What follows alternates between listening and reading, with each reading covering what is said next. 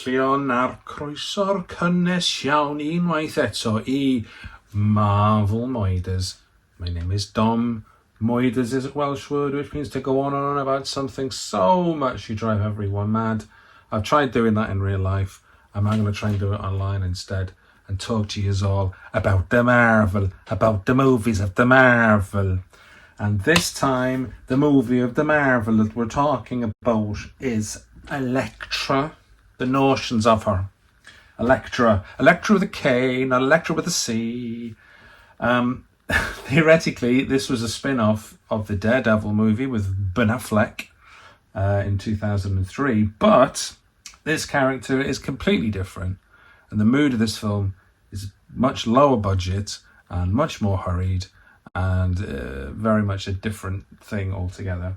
Anyway, your second life's never really like your first, is it? Definitely not in the case of this movie.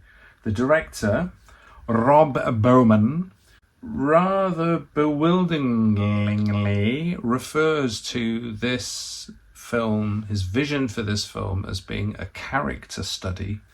But what character there is, I think, gets diluted and washed away by another kind of agenda, shall we say. The film was released in January 2005. It bombed in a big way. I've seen it twice, I think, since it came out. Not in the movies, but a couple of times on streaming. And until I looked at it again, rewatched it for making this, I couldn't remember a single detail about it other than the fact that it had Jennifer Garner in as Elektra. I couldn't remember a single thing about him. It was like I had been brought back to life, that I had suffered trauma as a child and had just blanked out that the whole film existed. But the film is so slight. I'll kind of explain more about why I'm not very satisfied with it, but they say in the film, You can't fight a ghost. yeah, but you can kill an iconic Marvel anti-hero and turn her into a pale ghost of herself, which is what happens here. Prepare to see what I mean. To talk about Elektra, my friends, I need to talk with you once again about her creator, Frank Miller, a man who raged through the US comics landscape of the 1980s like gonorrhea with staples. It should surprise no one familiar with his work that Frank was raised in a working class Irish Catholic family in the 1960s and 70s, but it may surprise many of you, including myself, that he was raised in the state of Vermont, not some kind of gritty urban neon-streaked cityscape. He did eventually move to an urban gritty sewage-scape of New York in the 1980s. Then, in January of 1981, his first story as writer and artist was released. It was a Daredevil number 168. What it was about, an Irish Catholic working class character roaming the streets, appealed to Frank, I don't know. But that was his first one. He had a lot of influence over Daredevil to come, and Kingpin and Bullseye and a lot of these characters, as well as what he did for Batman later on in the 80s. But of the greatest relevance to us right now is the fact that in the same issue of Daredevil, issue 168 in January 1981, he introduced one Elektra Nachios, a Greek bounty hunter, and Matt Murdock's love interest, that they kind of retconned backwards into being his first love that he'd met in college. A few issues later, he expands the story a bit more, explains how she was trained in the deadly arts by a Japanese kind of ninja death cult called the Hand. Explained how that this thick-thighed Amazonian wasn't only a bounty hunter, but also an assassin and a mercenary. Basically, it seems to me like this character of this assassin woman had been in Miller's imagination for a long, long time, because it kind of sprang out of his head, fully formed in 1981, like a New York-based Pallas Athena. He was also quite possessive of her as a character. I'm not sure how usual or unusual that is, but he made Marvel editors promise when he'd killed her off that they wouldn't do anything to bring her back. They reneged on that, I think, but it's interesting that he was so kind of possessive of this creation of his. Miller was a big noir guy. The art samples that he took to Marvel when he was looking for work were full of guys in trench coats and old cars rather than tights and spandex. And this is a theme that kind of throughout his work. Sin City in particular followed this theme a lot. It's packed with tough guys in soft hats, black and white. The aesthetic was all there. But an important part of the film noir, or the noir kind of setting, is the femme fatale, the wisecracking, hypersexual, treacherous female figure that always represents such danger to the kind of shell-shocked, angst-ridden war veterans that would kind of stumble their way through these noir stories. Elektra, though, is like a femme fatale plus. She's not just the kind of sexy broad with the pins of 40s fiction. She's also the tough guy. She's also this heartless mercenary assassin with a silky black belt in kicking ass. She's got all of her badges, all of her martial arts badges. Initially, she learns from this rattlesnake mean sensei called Stick, who also teaches Matt and is kind of a big character in this kind of more martial artsy side of the Daredevil lore that swells up with Miller's involvement. But she gets tired of that and thirsts for something a bit dodgy, and she joins in with the Hand, with this ninja death cult. The Hand was another Miller creation, cropped up in Daredevil 174 when Elektra returns. And it shows that as well as film noir or noir kind of elements, Japanese culture was another big kind of thing for him as well. It's not a really big thing for me. I, for one, do not get particularly excited by ninjas. I think they're too quiet. I think they're too constipated. I find them boring. I find them too sneaky by half. I like a louder villain, me. But I felt very much in the minority in the 80s, and I probably still am in the minority now. There was one major character development which was to come. In both the comics and the Daredevil movie, Elektra is killed by Bullseye, and perhaps the most enduring part of the Elektra story is that she keeps being revived. She keeps being dragged back from the dead. Happens at least twice, I think, in the comics. The key kind of characteristics of Elektra are violence and sexuality, not necessarily in that order, just at the same time. There's a side order as well, I think, of like psychological chaos that you'd expect from the kind of damaged soul of being dragged back into life from death a couple of times. Matt Murdock is obviously completely stuck on her as a character, as I think Frank Miller is. These boys' Catholic sensibilities, just craving some sexy, feminine, murderous chaos in their lives, as is often the way. And it's certainly, I think, exactly how Frank Miller likes it. Well, Elektra, it wasn't an invention. Elektra with a C, or maybe a K, or a kappa, whatever it is, would be in Greek, isn't an invention of Frank Miller's. Elektra is a figure in Greek myth. She is a character that wanted to avenge the death of her father, who had been killed by her mother because her father had arranged the death of his daughter. So her father killed her sister and her mother killed her father in revenge, and now she is obliged by the gods to kill her mother. It's her brother Orestes that does it, but anyway. So it's no wonder that Elektra with a C is messed up, and therefore Elektra with a K is messed up as well. Elektra was the subject of 3 plays in ancient Greece, also an opera by a Bavarian composer, Richard Strauss, that was premiered in 1909. The reason I include this opera is because it gave the world what is known as the Elektra chord, which is this kind of 8 or 9 note dissonant chord. I don't have the musical knowledge to explain it to you, but it sounds something like this. And it reminds me of the scores of like Hitchcock movies and films in the 30s and 40s, where the music seemed to always be building and building to some great paranoid crescendo, just that sense of, oh my God, everything is panicky. And it slots in again with that noir, immediate post-war, wartime moral tumult that's always bubbling along underneath film noir and what have you. Displaced trauma, sublimated or suppressed trauma, I would say, if you asked me what I thought. This is the kind of atmosphere of bloodlust and sexual panic, in my opinion, in which Elektra thrives, but maybe bloodlust and sexual panic isn't Jennifer Garner's natural playground as an actor. Jung thought that the Elektra complex meant that daughters wanted to sleep with their dads and kill their mums, just like the Oedipal complex suggests that sons want to sleep with their mums and kill their dads.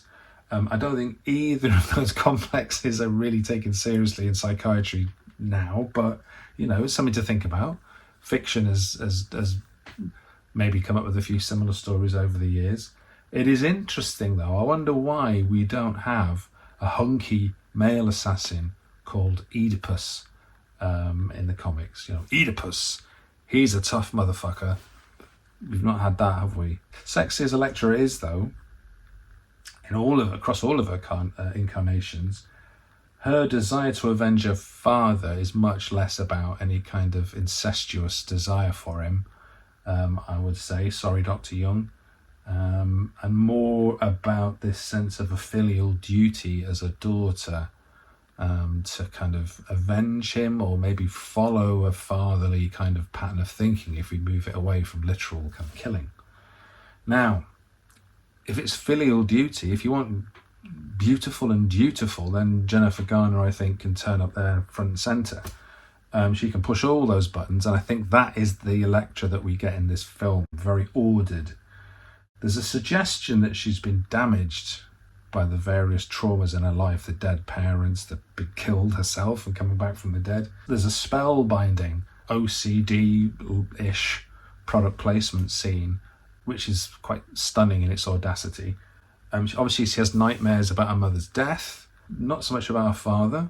It's made very clear by Stick, who's played by Terence Stamp, or in him later as well, that when he is training her, that he can't train her beyond this anger and this trauma of the death of her mother. I can't teach you. You understand violence and pain, but you do not know the way. You don't know the way because you need to be a mum. That's the thing. The way of the soccer mom is the way that she's going to get through this, which is, not exciting. There's a particularly infuriating part of the 2.5 hour making of video that you can watch on YouTube, should you want to put yourself through that, in which the two writers who put together the first draft talk, and I won't name them. Jennifer had said this to us, and then Fox had said, yeah, go along with it. New Regency said, go along with it, which was no romantic interest. And so we just wrote the movie with a hint of romance. The rats. They describe as well how the biggest challenge they faced was to tap into the humanity of Elektra in order to make her likeable, spew. The way they decided to meet that challenge was basically to make Elektra a surrogate mother figure for young Abby. More on her later as well. I mean, who wants to see a vengeful, murderous Amazonian killing ninjas just because she enjoys the darkness? Not me. Not happy with that. Zach Penn, the next writer, who fingerprints are also over some other films coming up, suggested that in order to make the family unit even more sealed off, she should want to kiss Abby's father, Mark, as well. And she does kiss Mark, well, a couple of times, but especially once everyone is saved. And then she sachets off, littlest hobo style, into the night. There's not really any reason. There's nothing convincing as to why there's no spark between them. It's just this kind of thing of, oh, that's what I'm meant to do now in this film. It's very boring. It's very chaste. It's not very Elektra. At one point, she's driving Abby and Mark away from the hand killers who are out to get her, and she remarks to herself, I'm a soccer mom. she's a self-aware Stepford assassin. Abby and Mark were originally targets that Elektra was being paid to, doesn't specify to what, just two Mars bars, to kill, but for some reason she couldn't go through it, killing them. She had a very complicated looking longbow all set up, but she couldn't do it. Even if she thought really, really hard about pieces of paper, she couldn't do it. It turns out that the Hand want to kidnap Abby, as she is the latest incarnation of the Treasure, this final weapon that will enable them to win the battle of good and evil once and for all. Abby, as this treasure, also represents redemption for Elektra, as long as she's prepared to assume this kind of maternal role in this little nuclear family that's being assembled. This relationship was pulled by the first writers out of the miniseries Elektra and Wolverine, The Redeemer, which is kind of set in Japan, obviously has Wolverine in it as well. And in this, Elektra is sent to kill a girl, but they develop a bond. She doesn't kill her. I haven't read that, so I don't really know how well that works or doesn't work. It looks like the look of it is very kind of Japanese and very kind of not chaotic. But in terms of the film, this whole motherhood angle just really whiffs of lazy, paternalistic kind of bullshit, and I don't buy it. Thanks very much. Put it back in your pockets. I don't want it. Yes, she's closed off and she's OCD. I don't have OCD. If she gets invited around for a Christmas family dinner, then her heart melts and she's back on the road to being a normal, integrated woman again. Even in the Christmas dinner, she shows how willing she is to adopt this parental role by starting to tell Abby off for bad language at the table. Makes me angry. Cocky kids who never listen are amongst my least favourite movie tropes, and also my least favourite types of children. I just happen to have two of them. But the whole point is, yes, they're the same, yes. I guess I'm being a bit ungenerous, and the fact that she's actively discovering her inner child, recognising her younger self, and also being able to then parent that younger self, that's lovely, that's wholesome, that all fits in nicely. I just don't feel like that's Elektra. The two of them are constantly being compared. You're a pain in the ass, just like you. Yes, we get it. They're the same. Okay, it's annoying. There's this whole succession of motherless daughters that the Hand want to exploit as the final weapon. Elektra was one. Now it's Abby's turn. This could be a really, what I would consider a really powerful intergenerational kind of connection between women. But I don't think it lands because it just feels a bit tired and a bit will this do and a bit lazy from the writers. As far as I'm concerned, she can stick her Indonesian warrior beads. Elektra is almost counterintuitively less of a daddy's girl in this film. It is much more about her mum. In the comics, her mum dies before she's even born.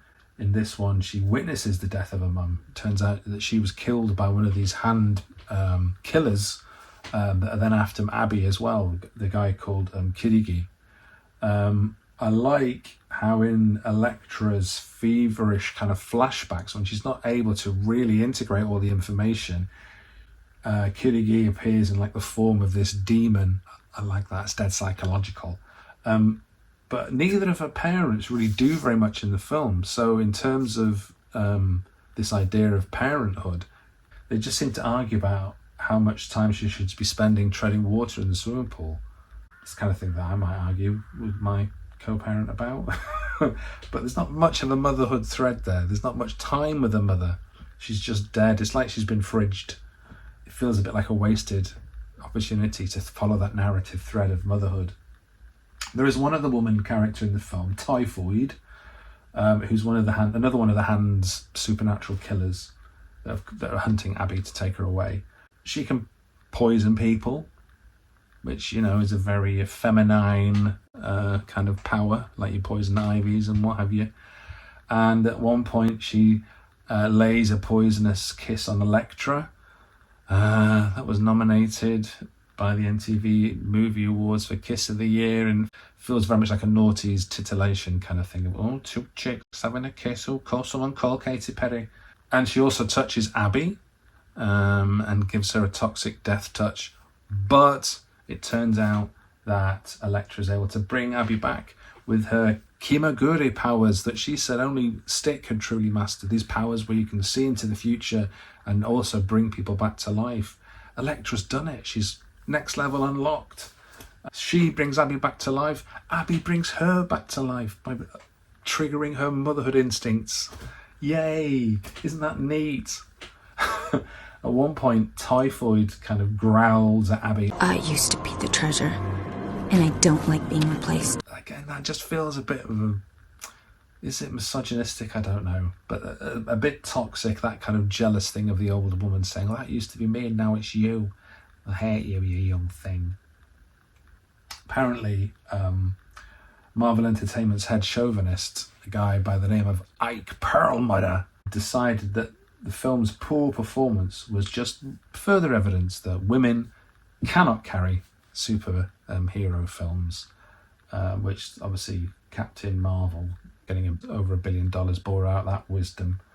I think maybe it's more the fact that if you make a film that's so insipid and takes away a lot of the interesting things about the female character to make them more somehow palatable or likeable, that's why a film would die on its arse, especially if you don't give the crew any time to actually make the film. There are a few similarities between this movie and the movie featured in my last video, Blade Trinity, if you saw that. It's online, have a look. And not just because of the generous tax breaks that British Columbia or Canada extended at the time, which meant that both these films were shot around Vancouver around about the same period. The most striking similarity is probably that both the stars of these films are quite reluctant about doing them. Wesley Snipes' issues during the production of Blade Trinity are well-known and often lamented facts of Marvel movie lore, to paraphrase Cyrus the Virus. But Jennifer was only making this film because she was contractually obliged as part of the contract she signed during Daredevil. She was obviously a pro. She really threw herself into it. I think she gave a good performance of what she was doing. I just don't think it was Elektra. Bear in mind, she was even on her holidays at the time. She had some time off from doing Alias, the TV show that was kind of a full-time job, to make this, and she still, really went with it with commitment. And it's not a terrible performance. I just think it's a performance that's trying really hard to work in a film that doesn't, should we say. Again, like in Blade Trinity, we're dealing with TV actors like Jennifer, like ER's Goran Visnich, who is playing Mark Miller, the father, a guy who's called Mark Miller but somehow has a Croatian accent. Bob Sapp, who plays Stone, another one of the killers, was a famous MMA fighter in Japan at the time. But apart from people I've already mentioned, I've really got no idea who anyone else is, except Jason Isaac, who is the bad guy who's killed in the 007 style opening sequence, who sits in a chair drinking whiskey and hyping up Elektra's supernatural powers. What a role. So the Hand Warriors in this film have been pulled in from various different comics, but they're a bit bland, they're a bit basic. They should be really weird, but I think it's just the special effects or the underwhelming acting means it doesn't really work. The chance for the weirdness really isn't exploited. And that's kind of the issue with the film as a whole. There's lots of chances to do interesting things that they just haven't done because they've got no time or no inclination. Like in the comics, the Hand dissolve into a kind of gas when they get defeated, I guess, so they can't be interrogated or whatever. The killers have tremendous powers, and yet they turn into these death farts remarkably easily. A tree falls on the supposedly unbreakable stone, fart gas. Typhoid is killed by some heat-seeking sigh, kind of making its way through this hedge to kill her. Doesn't quite work. It's like, how's it still going? Tattoo's death seems cut from the version I saw. I think they twist his head or break his neck, but you don't see it, so that's a bit poor for him. The other guy, whose name I forget, he just gets a knife thrown at him, death farts. Kirigi has the big face-off at the end with Elektra. He's obviously the person that killed Elektra's mum. He's the one that's going to take away Abby. They're fighting. He's about to win, and then Elektra starts really trying, or whatever it is. That movie trope of, oh, now I'm pissed off. Now I'm going to win. It's like that doesn't work. Don't do that. Show your workings. But anyway, she manages to stab him despite his zipping about, teleporting, and then chucks him down a well, Palpatine style. I don't really understand what the melting away, the mechanics of that melting away is, but then it's just one of many things that no one really seems bothered to explain about what's going on. Like, when did Elektra do her training with Stick? Why did Stick decide to bring her back to life? Was it because she was the treasure then? It's just kind of things happen, they're not really explained. Maybe the biggest question is, why didn't they just let an angry woman write this movie so that it could flower with beautiful rage instead of this weird kind of insipid likability agenda that they have? What I would love to see would be to take the story back to Miller.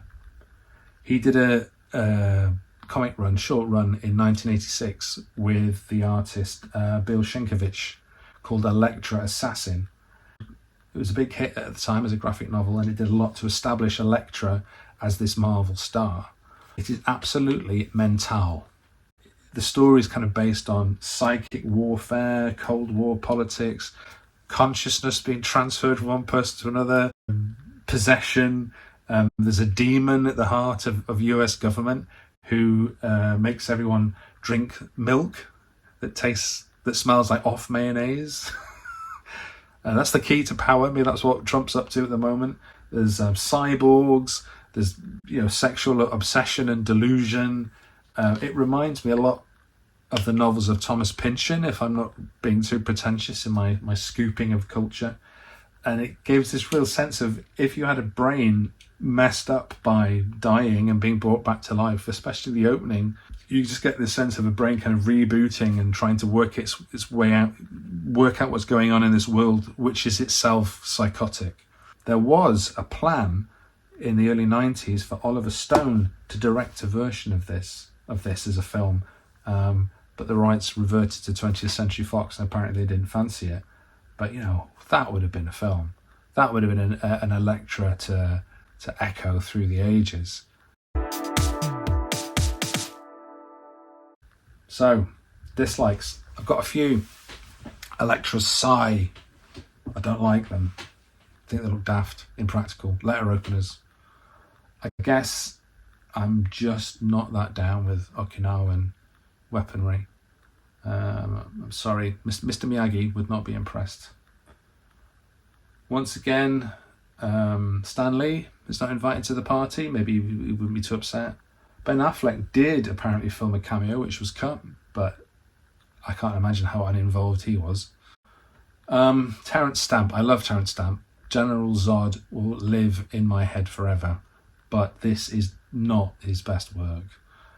He just does not seem arsed, which is the theme in this film. David Carradine in the Netflix series plays Stick, and he's kind of acidic as hell, just mean. In this one, Tal just comes across as kind of posh and uninterested.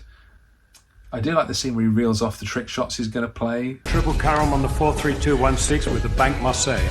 And I recognise the guy that he sharks as the guy who played Huckleberry Finn in the 70s kids show. Another Vancouver actor apparently, but the facial recognition dopamine was good from that one. And talking in terms of Terence Stamp, A war has been waged in the shadows between the armies of good and evil. don't tell me it's a battle between good and evil, Terry. I'm not into all that binary nonsense. Really not. It's just really dull. McCabe, Elektra's agent, is a creep. You even get laid? All right, he sacrifices himself to help them escape, but that doesn't mean he's not a creep. Well, it does really, but. And the guy who went to Victoria's Secret to buy Elektra's red outfit for fighting is also a creep. I don't really get how that outfit was supposed to help. Her original kind of stretchy one shoulder number with a bandana was pretty awesome, but maybe they didn't think that was going to work. Likes, or should we just give up any pretense and just say who is Don Letching over in this film? Well, in this film, friends, it would be Natasja Malta, who played Typhoid, or Typhoid Mary, to give her a full title, as it is in the credits. Yes, she's got a nice smoulder on her. Good look, good work, Natasja. I like that they have a mother-daughter scrap educationally, Elektra and Abby. I don't feel you see that very much in films or stories, and I like that mother-daughter thing. I like it when Elektra tells Mark Miller what her name is, and he says, Your parents must have had a sense of humor. Not really. Straight bat. I love a straight bat line sometimes. But apart from that, yeah, not a whole lot to enjoy, if I'm honest. As I said, Jennifer really applies herself to her work, but it just lacks that bit of chaos that Elodie Young will bring when she takes on the role of Elektra in the Netflix Daredevil series. Again, it's not a perfect performance from Elodie Young, but the chaos is there, the darkness. In this film, there's just a real sense of making do. When you're watching the making of, or maybe it should be the making do documentary, quite explicitly say they just get really tired by the end of the shoot and they just want it over. And there's just that sense of, I just want this film done. Anyway, what do you think? Have you actually seen this film? If you have, can you remember it? Do you think that the crazy Oliver Stone Elektra Assassin movie would have been a classic? A classic in a bad way gone wrong. Do I sound like just another crazy Catholic boy obsessing over a chaotic feminine character? Let me know with a comment. Light up my life like a candle, or like or subscribe like a candle. Anything like a candle will be fine. Just encourage me, goad me on. It was a bit hard work doing this one. Next up, Fantastic Four. Cymro Cymraeg cyntaf will make his appearance this time. Not the last Welsh-speaking Welshman to appear, but the first. So yes, next up will be Fantastic Four. But until then, keep yourself safe as always. If anyone's attacking you with tattoos off their body, do what you can. Turn them to death farts as soon as possible, and everything should be good. And I shall see you all further on down that beautiful stream.